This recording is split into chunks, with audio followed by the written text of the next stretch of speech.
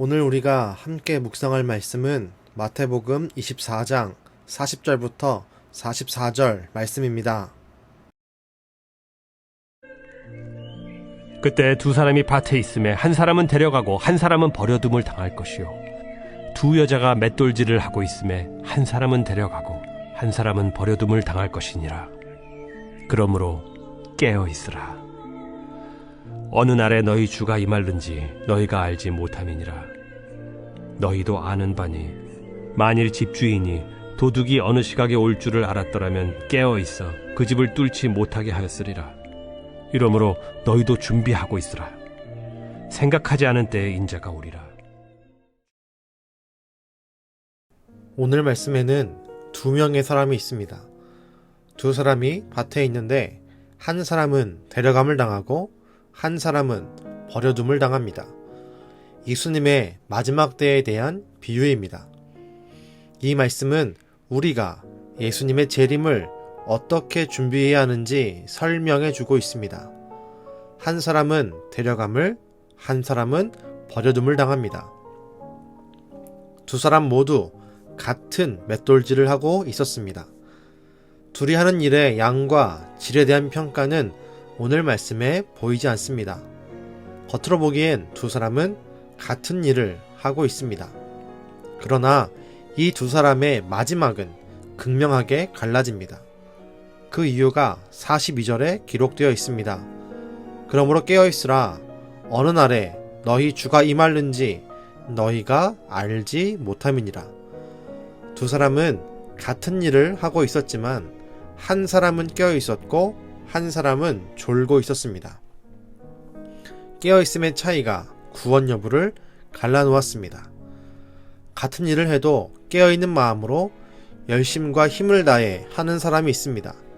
그러나 같은 일이지만 깨어 있는 마음이 없이 열심도 없이 힘을 다함도 없이 마지못해 하는 사람도 있습니다. 우리가 말하듯 영혼 없이 일을 하는 모습입니다. 예수님은 우리의 믿음 생활과 헌신의 삶이 때론 영혼 없이 나타날 수 있음을 경고하십니다. 우리의 교회에서의 생활이 때때로 믿음의 일을 감당하는 그 모습이 깨어있는 모습 없이 나타날 수 있습니다. 그 안에 영적인 깨어있음이 상실되고 영혼 없이 봉사하고 영혼 없이 헌신할 수도 있습니다. 겉으로 보기엔 하나님의 일을 하는 것처럼 보이지만 그 실상을 보면 전혀 다른 모습입니다. 사람이 보기에는 같은 일을 하는 것처럼 보이고 같은 결과를 내는 것처럼 보이지만 우리의 중심을 감찰하시는 하나님이 보시기엔 깨어있음의 유무가 큰 차이로 나타나는 것입니다. 데려감과 버려둠의 기준이 깨어있음이라는 것은 우리를 긴장시킵니다. 깨어있어야 할 때 잠들어 있으면 소중한 것을 잃게 됩니다. 우리가 운전을 할 때 깨어 있어야 합니다. 졸음 운전을 하면 생명을 잃어버립니다. 우리의 신앙생활도 매 순간 깨어 있어야 합니다.